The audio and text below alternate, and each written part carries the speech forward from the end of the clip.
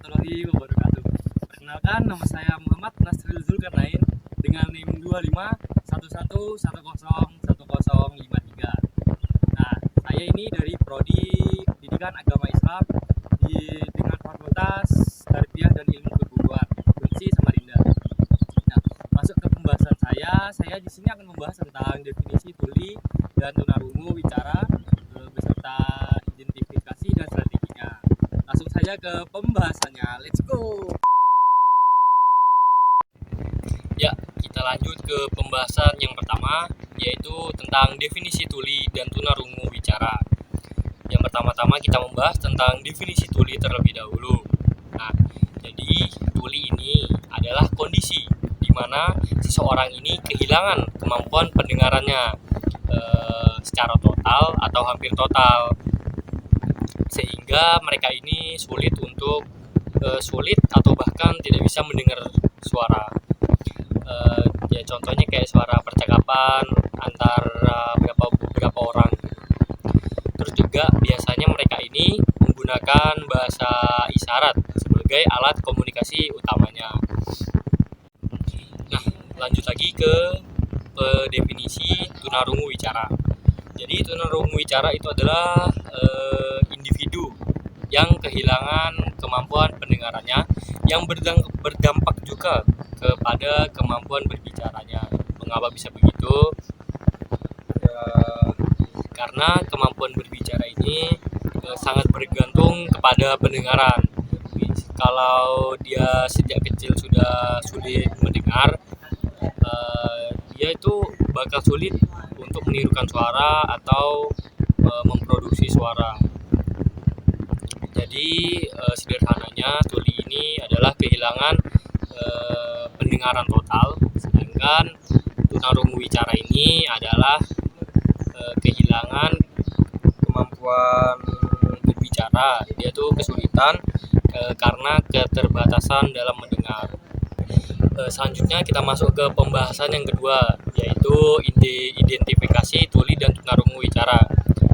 Di sini kita membahas tentang bagaimana cara kita mengenali anak yang menderita tuli dan tunarungu wicara. Bagaimana cara kita mengidentifikasinya? Nah, beberapa diantaranya yaitu tidak merespon suara.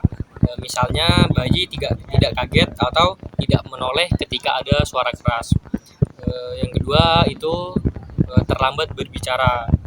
Anak tidak mengoceh di usia 1 tahun atau belum bisa menyebut kata sederhana di usia 2 tahun. Yang ketiga, selalu menatap mulut orang ketika berbicara.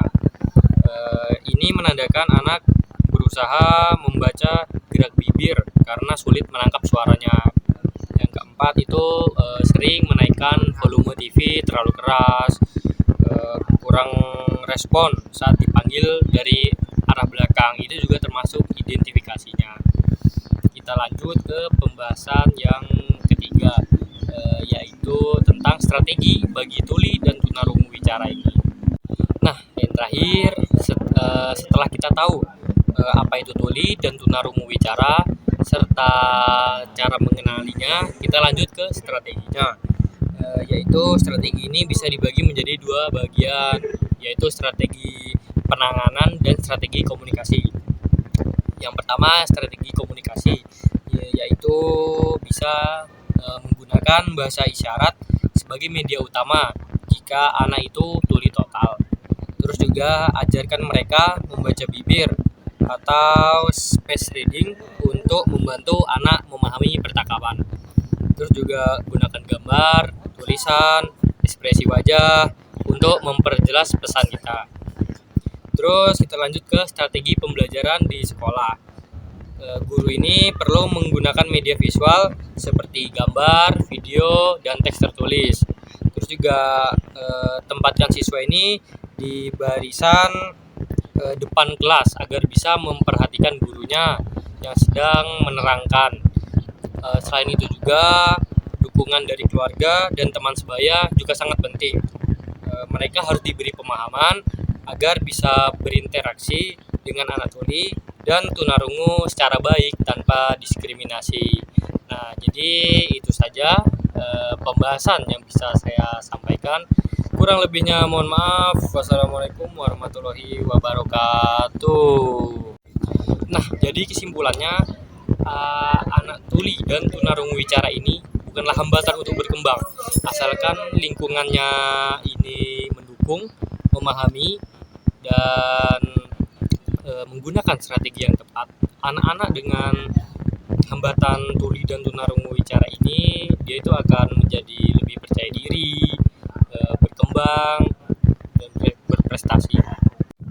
Nah, sekian saja pembahasan yang bisa saya berikan. Kurang lebihnya mohon maaf. Wassalamualaikum warahmatullahi wabarakatuh.